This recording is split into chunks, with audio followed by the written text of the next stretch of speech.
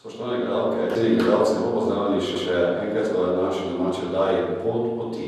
Tokrat sem na višini 770 metrov, to je Šmartno na Pohorje in prav lep izlet oziroma romanje lahko začnemo, zato smo tudi na željo gledalcev oddaje Pot poti danes gostje v župniji Šmartno na Pohorju in tukaj gostim tukajšnjega župnika Jožefa Pokva Žibi v naši domači oddaji Pot poti. Ja, prav lepo pozdravljeni vi in tudi vsi gledalci vaše oddaje. Morda bi na začetku vas poprosil, da se našim gledalcem na kratko predstavite.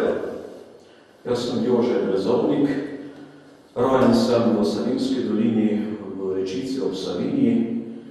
Tam sem obiskoval tudi osnovno šolo, bil ministrant in na koncu osnovne šole mi je župnik predlagal, kaj če bi šel v gimnazijo v Maribor in potem sem šel v semenišče, obiskoval drugo gimnazijo v Mariboru. Po maturi sem se odločil, da nadaljujem pot v duhovnem poklicu. Obiskoval sem teološko fakulteto v Ljubljani 3 leta, 3 leta v Mariboru in potem sem leta 1981 idel v Novo Mašo. Prijetna razlika biti duhovnik na deželi ali v mestu? Sam nimam izkušnje, kako je biti župnik v mestu, ker sem tudi kaplanska leta sem bil na deželi, tudi sedaj sem na deželi. Prav gotovo je pa kar precejšnja razlika.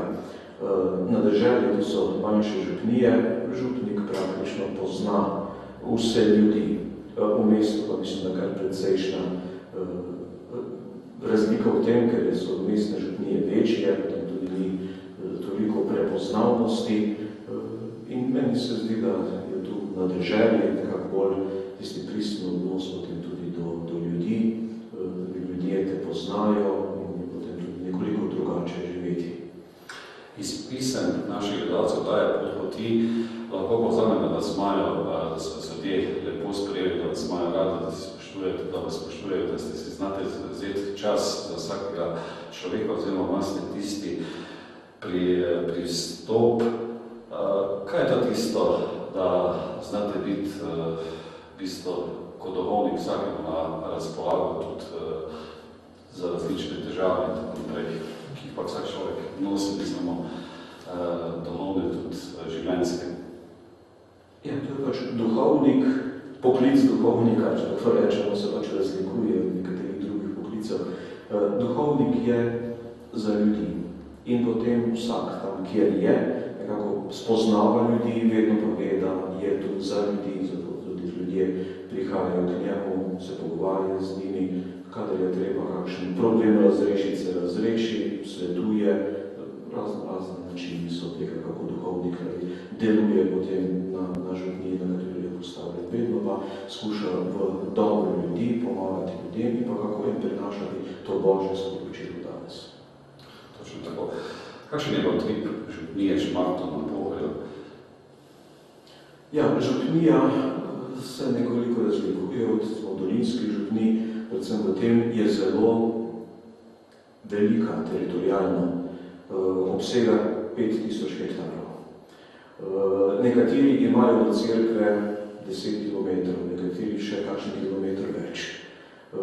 In tu se potem tako je ta širina župnije in pa tudi številčno pa ni tako zelo velika, 1100 ljudi je. In potem župnija živi malo svoje življenje, organizira raznih stvari, tako kot se po dolinskih župnijah, raznih krožkih, pa nekaj vse, je nekoliko težje. Smo tudi verouk imamo ves takoj po pouku, ker nemogoče je, da bi otroci, ko se ob 2 v kombiju odpeljajo proti domu, da bi se čez kakšno uro, 2 vrnili nazaj. Potem izkoristimo te ure, takoj po pouku, da prihajajo.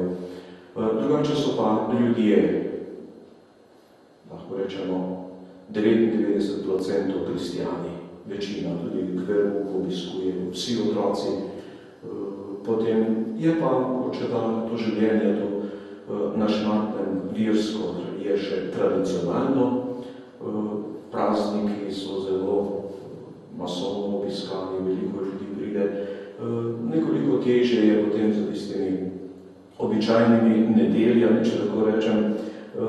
Opazil sem, nekateri recimo prihajajo k maši enkrat na 2 tedna, ali tako, ker tudi tako, če pride k maši družina, pride cela, ali pa noben. V dolini otrok skoči na kolo in se pripelje, to je to nemogoče. Ampak če ali pride cela družina, ali pa ne pride noben. In na tak način tudi.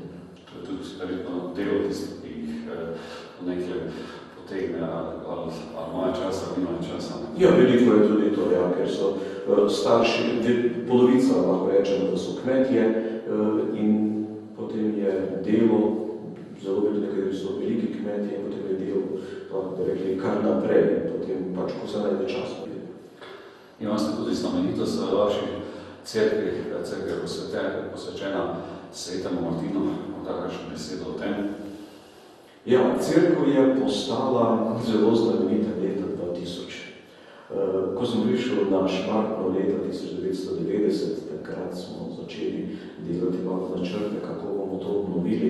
Pred mano je bil tu župnik Rupert Pušnjak, ki je bil starejši, star 86 let, ko je odšel iz Šmartna in zadnja leta ni mogel popravljati kaj cerkva in potem je bilo takrat kar precejšen zalogaj, pa smo potem najprej leta 1991 obnovili areh, na novo smo takrat prekrili areško cerkev, fasado tudi.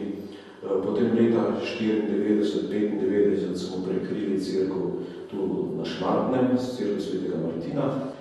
Potem smo pa začeli obnovo notranjosti leta 1999, kajti približevalo se je leto 2002. Takrat bi naj obhajali v lepo urejeni cerkvi 750-letnico prve omembe cerkve. Ampak potem, ko smo začeli s notranjostjo, smo leta 2000 začeli prezbiterij in takrat se je pa delo ustavilo. Zavod za varstvo kulturne dediščine je slutil, da tam se dogaja nekaj velikega in potem smo cerkveno dalje obnovili leta 1999, prezbiterij smo pustili za leto 2000 in potem, ko so začeli odpirati te omete, so takoj naleteli na plast in so rekli, to pa tu na Štajerskem ni takšnih poslikav.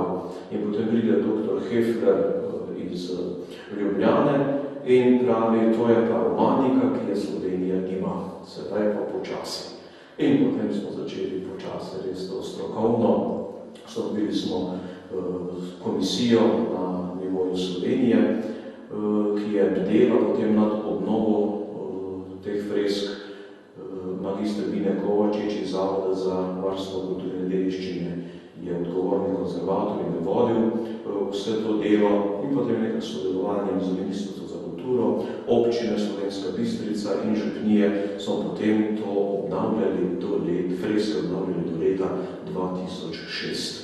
Potem, ko smo freske obnovili, pa smo še uredili prezbiterij, tu sem povabil češke umetnike Otmar Oliva, ki je kipar, in pa Peter Novak, ki je oblikovalec in kamnosek, ki sta potem tudi uredila prezbiterij, novi daritveni oltar, ambon, restaurirala tudi krstni kamen in tako da je cerkev sedaj takšna, kot je.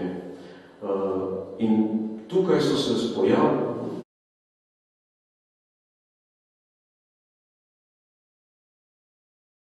obiskovalci, ki sedaj pridejo k cerkvi Svetega Martina, lahko vidijo veliko lepega. Najprej, če gremo zgodovinsko, tukaj na Šmartnem je antika, tu je romanika, tu je zgodna gotika, tu je pozna gotika, tu je barok in je tudi sodobna umetnost. V antiki so tu na Šmartnem imeli Rimljani kamnolome belega marmorja. Ugotovili so, da bi naj bili 4 kamnolomi.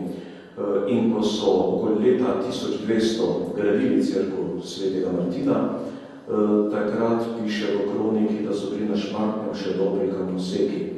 Mnogo materijala za gradnjo cerkve so uporabili kar iz antičnih elementov. Tako da se sedaj tudi v cerkvi nahaja kar nekaj teh lepih antičnih spomenikov. Najbolj znan je zunaj v fasadi cerkve je Orfej, ki igra na liro, ob njem so razne živali in spodaj pa je tudi v sredini zajček, na vsaki strani pa kuža, kar pomeni smrt. Ta spomenik je nagrobnik in za njim tudi napis, da je ta nagrobnik dal postaviti Aureliju. Aurelij bi naj bil neki vodja teh kartosekov, postaviti pa mu je dal njegov osvobojenec, da je neki suženj, ki ga je Aurelij osvobodil in znak zahvale mu potem tudi postavil ta nagrobnik. Potem nad stranskim hodom je Mitrej, to je perzijsko božanstvo, ki so ga prevzeli Rimljani. Potem v cerkvi je tudi v eni mali niši element, ki prikazuje Jupitra, rimsko božanstvo. Potem zunaj v obzidju je tudi pokrov rimske pepelnice. Najden je bil tu naš Martin tudi Sakson, to je zavetno, ki bog rimskih kartosekov. Nekatere kamne so pa tudi potem odpeljali v Graz, nekaj tudi v pokrajinski muzej Maribor. To antiko so raziskovali že od leta 1850 naprej. Potem v srednjem veku, ko so pa gradili cerkev svetega Martina, so mnoge te elemente uporabili in cerkev je bila, ta prvotna cerkev je bila nekoliko manjša. Obsegala je to, kar je danes zvonik in pa bila enoladijska do stranskega vhoda in pa imela je tudi raven lesen strop. Dr. Zadnika kar pravi, da je ta cerkev eden najlepših predstavnikov romanskih cerkvakovega stila. To pomeni, da je prezbiterij pod zvonikom, ker navadno so zvoniki poleg cerkve ali pa pri zadnjem hodu, tukaj ravno zvonik je nad prezbiterijem.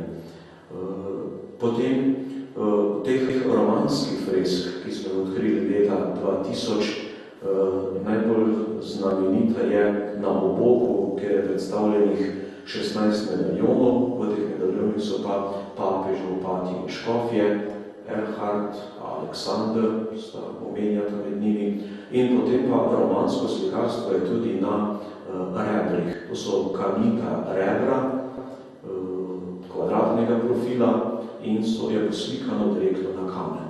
To je tudi evropska redkost. Datirajo pa te romanske freske približno iz leta 1220. Tako opredeljuje dr. Balažec iz Pokrajinskega muzeja Murska Sobota, ki te freske raziskuje.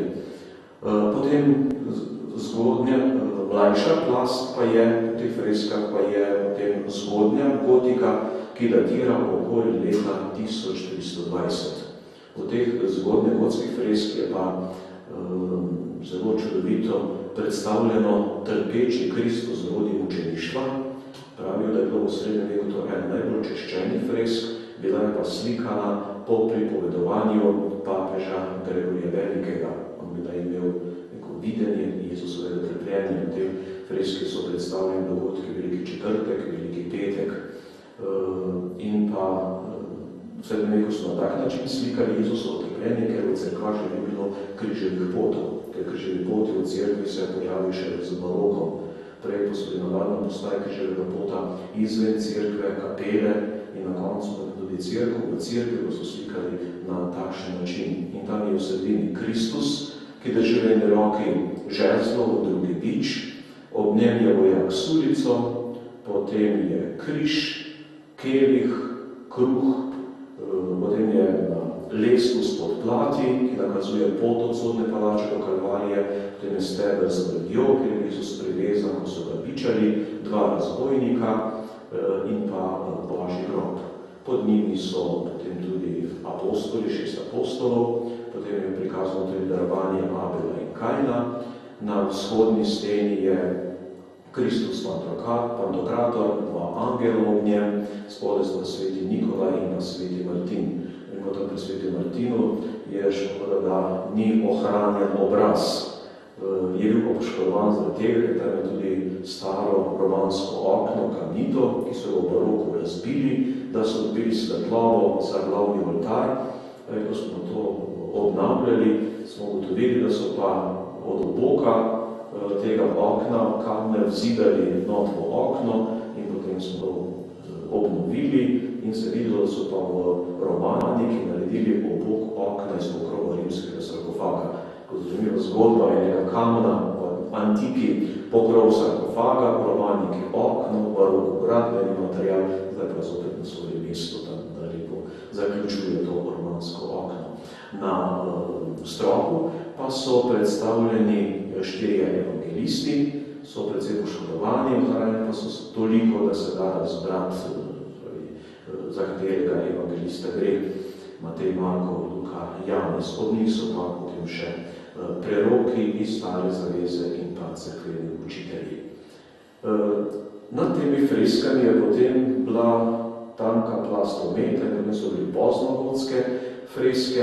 Od teh poznogotskih je pa na tej slavločni steni, ki je proti cerkvi ohranjena poslednja sodba, ker se vidi Kristus, ki ob njem je Marija in pa Janez Krstnik, je predstavljen tudi pa vice in pa peko, ne pa tudi napis Memorale Novissima Tua et Eternum Peccabis, torej iz Sirakove knjige Misli na poslednje reči, pa nikoli ne boš grešil. Na temi freskami potem je bila še ena tanka plast beleža in potem so bile freske iz približno 1600. Čez tiste freske potem bilo približno 5 cm ometa, ne so bile freske iz leta 1710, in da so bile zelo poškodovane, da smo jih odstranili.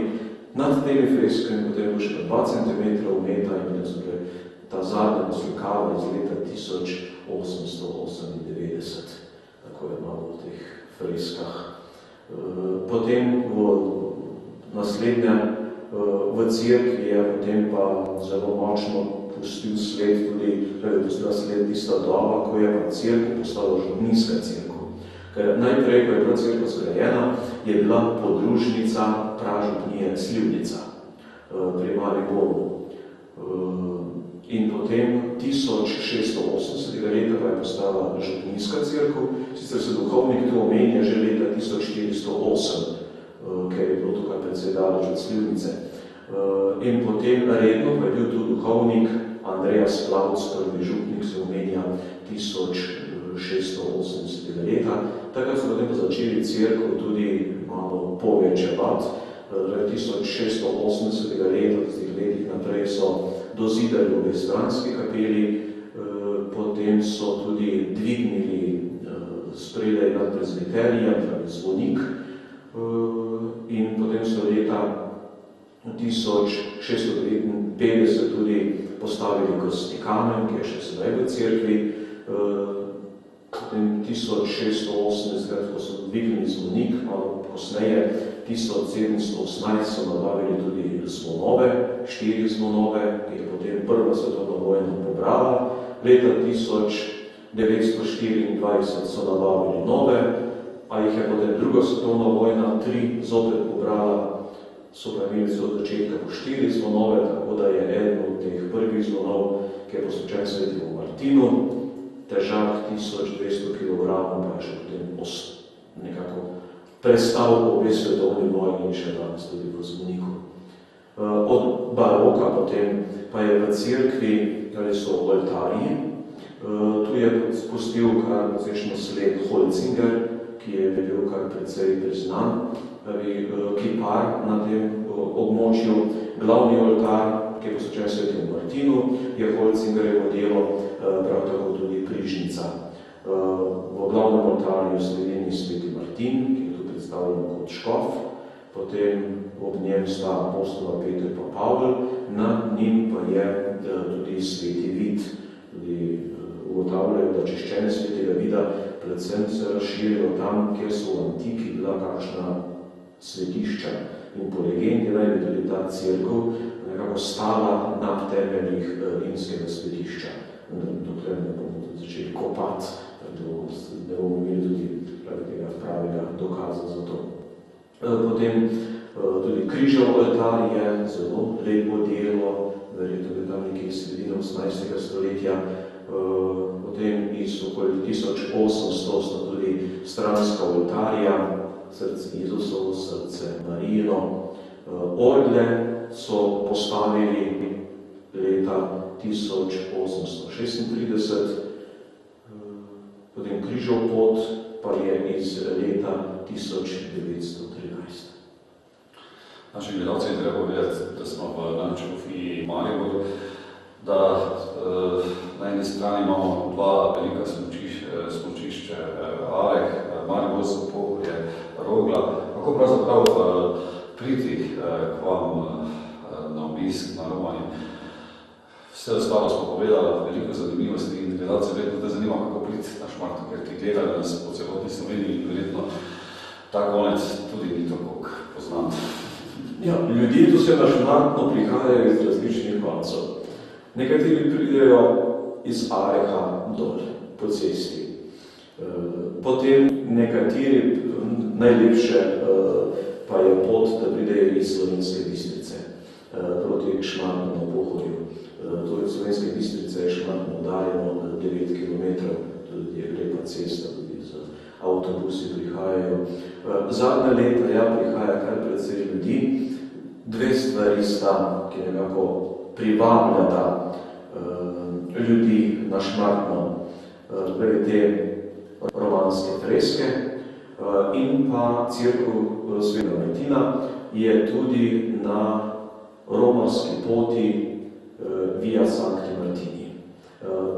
Tu pri cerkvi je tudi tam preglasni verski simbol te Martinove poti, Martinova stopinja, ki povezuje kraje, po načrtu je tako, da bi jih povezovalo od Martinovega rojstnega kraja, torej Sombatej na Madžarskem, pa vse do Tura v Franciji, kjer je Sveti Martin potem bil škof in tam je tudi umrl.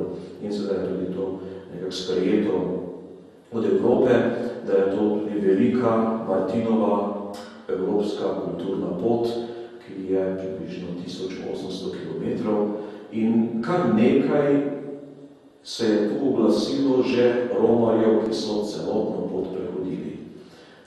Pred 3 leti sta prvo pot naredila en Mačar in en Francos, 2 študenta. Potem lansko leto pa so tu se oglasili 4 Francozi, ki so prišli, 2 sta pa s kolesi, 2 sta pa celo pot prehodila peš. In sta rekla, da sta hodila 4 mesece pa pol od Tura do Sombateja. Tako da je tudi to vse te dve znamenitosti, vabita ljudi na Šmartno, torej freske, ki so te romanske freske, so tudi najstarejše freske v Sloveniji, in pa torej Martinova pot. To dvoje. In kar prihaja, letos je že približno 1000 turistov ali romarjev prišlo tukaj sem v cerkev, da si jo ogledajo. Lepo. Tukaj še treba tudi omeniti cerkev, ki imate na Areku, to je tam tudi poleti imate tudi različna barvna žegnanja. Morda kakšna beseda še o tem? Ja, cerkev Svetega Henrika na Areku je tudi taka zelo vabljiva točka. Pozimi je Arek bolj športno obarvan, smučarija, poleti pa mnogi prihajajo gor na sveži zrak, mnogi pa se oglasijo tudi takrat, ko so romanja, zlasti 3 romanja so precej obiskana Antonovo, to je 13. junija, potem Henrikovo žegnanje, ki je vedno nedelja po godu Svetega Henrika, Sveti Henrik goduje 13. julija, potem nedelja po tem dnevu, pa je potem tudi Areška nedelja, Lovrenčeva, kar lepo obiskana, nekoliko manj ljudi pa pride na Binkoštni ponedeljek, zdaj je praznik Marija Mati Cerkve, kar je tudi prva maša, in potem sklenemo pa svete maše na Areku z Rokovo nedeljo. Je pa tudi mnogi drugi, včasih je kakšna skupina, prosijo za sveto mašo, samo ogledati cerkve in radi prihajajo tudi cerkev tam na Areku, je že kar precej dolgo. Za prvo cerkev se niti ne ve točno, kdaj je bila postavljena, verjetno tam nekje v 13. stoletju, ta sedanja cerkev pa je iz leta 1659. ta cerkev na Arju je tudi odprta, nekaj tudi vidim, da ljudje pomolijo, kar tudi prav. Kdo pa je pravzaprav bil sveti Henrik? Ja, sveti Henrik je bil rimsko-nemški cesar, ki je bil tam v začetku 11. stoletja. En prvih, ki je tako združil celo Evropo. In zanimivo svetnik je on in pa tudi njegova žena sveta Kunigunda. Zanimivo pa tudi od kronike malo piše, zakaj so tu na tem mestu dali zgraditi to cerkev. Menda bi najprvo cerkev dal zgraditi Henrik Rogaški. Ampak nekako v nagajanje Pavlincem. Pavlinci, ki so bili na drugi strani Areha, oni so zelo častili sveto Kunigundo. Sveti Henrik pa je želel tudi svojega zavetnika, bolj počastiti, potem ravno tudi na Arehu, da postavi ravno na mejo s Pavlinci, tudi cerkev svetega Henrika. Še danes tudi v cerkvi en kamen, ki obeležuje mejo med Pavlinci in pa med Rogaškim grobom. Živite v tej čudoviti naravi, ali to sprit duhovnemu življenju Bogovcev? Ja, vera predpostavlja naravo, tak nekaj pravi. In nekaj tudi narava lahko vabi ali pa spodbuja človeka, da še nekako bolj zaživi svojo vero, preko narave se človek tudi srečuje z Bogom stvarnikom. Zelo narava nam je tudi čudovit dokaz, da kako čudovit, kako lep, kako vsemogočen je Bog. In človek je pa tako. Tisti, ki je veren, mu narava pomaga lahko, da je še bolj veren. Ker nekako vse je nekako o človeku. Tisti, ki se za vero ne zanima, potem narava mogoče ne govori toliko o Bogu, občuduje kar samo naravo. Ampak mislim, da vedno je nekako človek v ravno naravi najde tisto, kar danes zelo pogreša, da se lahko malo odmakne od tistega vsakdanjega trušča, od naporov, od neče naravi, ima več časa za razmišljanje. Tako mislim, da to lahko veliko pripomore k temu, da se človek lažje poljubi. Kako pa vidite današnjo vašo mladino v vaši ljudmi? Ja, mladina tu na Šmartnem, najprej mladina je dobra.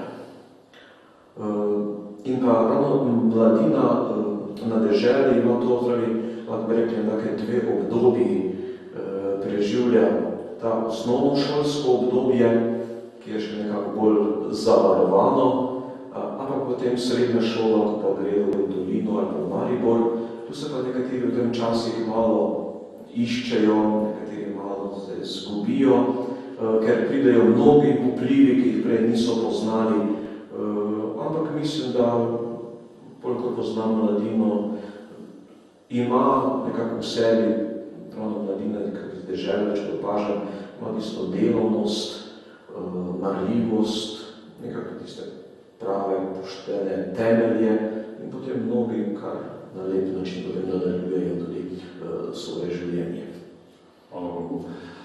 Verjetno je pa tudi družina tista, iz katerih pravzaprav otroci dobivajo tisto prvo vero, prvi stik z Bogom, molitev in domovno življenje. To pa je verjetno tu pri vas bolj pristno, nekje mestno. Ja, mislim, da starši in otroci imajo tu kar precej stika, ker so mnogi, ker so kmetje, so doma, potem tudi z starši se otroci veliko pogovarjajo, to je, in potem so tudi, ta temelj imajo v sebi, da potem nekako lažje živijo potem naprej svoje življenje. Menite, da obisk nedeljske maše ali pa vsak dan kot duhovnik človeku bolj potreben, to se pravi, da vsak dan šel k svete maše, obisk svete maše, če ima možnost? Ja, to ravno tisti, ki pridejo vsak dan k maši, ni zelo veliko, ampak tu pridejo pa zelo k maši, ko je maša za enega sorodnika, potem imamo gledam tu veliko krat, da se rečem to, ta širša družina se ravno zbere takrat in pridejo k maši, smo skoraj vsi, potem po maši se še zberejo na našem srečanju, se še kaj pogovorijo. Drugače pa predvsem nedeljska sveta maša, ob delavnikih pa tu pa tam. Dobro, so. Kdaj pa jasne svete maše v vaših knjigi svetega Martina, kajti tukaj blizu je lepa narava, pohodniki, smučanje in tako, in tudi, ko smo omenila te krasote, bisere, pleski in tako naprej, marsikoga bo verjetno od teh naših gledalcev, da je po tem tudi zanimalo, pa bom morda prišel na misli, ki se treba za te treske najaviti. Ja, najboljše je, vedno nisem tukaj, včasih je šla druga pot, da pokličejo po telefonu na župnijo Šmartno na Pohorju. Ob nedeljah pa je redna maša ob 8, prva, druga je ob 11 in vedno do tega, ko si po maši tudi potem ogledajo te freske. Ob delavnikih imamo še različno, v zimskem času imamo zjutraj ob 8 ali pa zvečer ob 5, poleti pa imamo zjutraj ob 7 ali pa zvečer ob 7. Kaj bi na koncu daje ti položilne sicer našim gledalcem? Ja, naj pridajo na Šmartno, naj si tudi ogledate lepote Pohorja, potem pa tudi lepote Cerkve, vedno dobrodošli, s tem se tudi nekako kulturno, versko izobražujemo, ko gledamo stvari, ki so jih delali naši predniki. Otmar Oliva, takrat, ko je bila blagoslovitev daritvenega oltarja, je tako rekel, z velikim spoštovanjem stopimo v to cerkev, ker so plasti zgodovine. In ravno tukaj najdemo te plasti zgodovine 2000 let.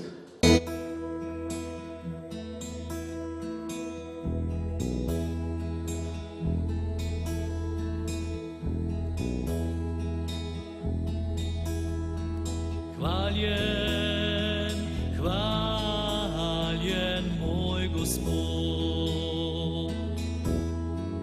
Hvaljen, hvaljen moj Gospod.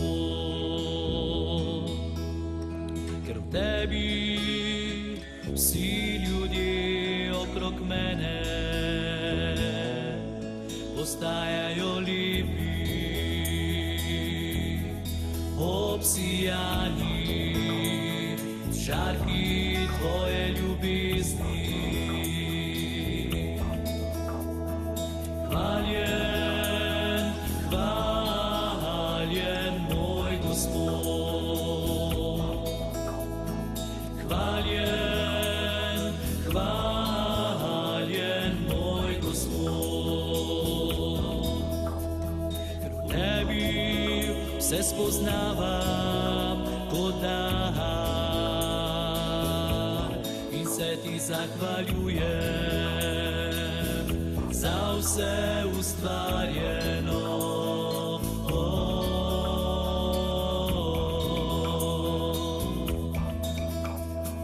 Hvaljen, hvaljen moj Gospod.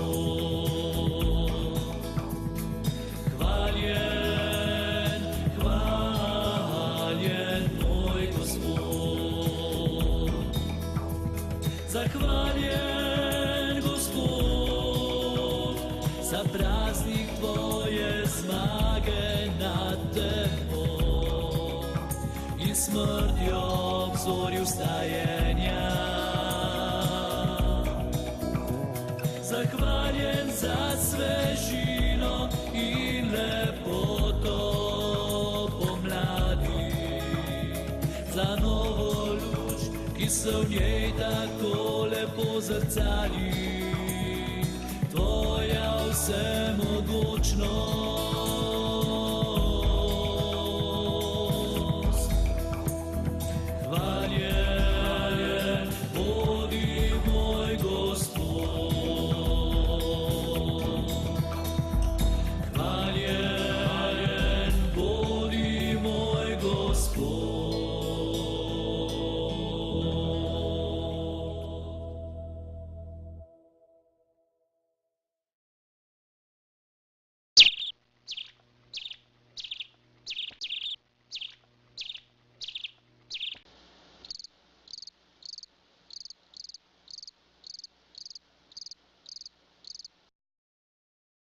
2000 let. Gospod Župnik, jaz se vam zahvaljujem za sprejem, da ste podelili te lepe misli, spregovorili za naše gledalce, povedali kaj plemenitega, dobrega. Želim vam in vašim županom milo Božjega blagoslova in da se lepo imate in tako še naprej tako zavzeto in pridno skrbite in delate za dobrobit ljudi in za Božji blagoslov med ljudmi. Ja, hvala lepa, tudi jaz vam želim veliko Božjega blagoslova, tako lepo predstavljate našo lepo Slovenijo gledalce. Pokloni. Spoštovani gledalke, cenjeni gledalci, v naslednji oddaji bomo spoznali pojočega patra, to je pater Janez Petreš. Oddaja bo precej celotno posvečena njegovi biti v naši družbi. Pozdravljamo vas pa lepo iz Šmartnega na Pohorju. Kot je gospod Župnik dejal, ste povabljeni na obisk ali romanje te prelepe čudovite cerkve svetega Martina. Jaz se gledalcem oddaje Pot-poti zahvaljujem, da ste me povabili, pripeljali v ta konec prelepe Slovenije. Spoznali smo vsi skupaj nekaj dobrega, plemenitega.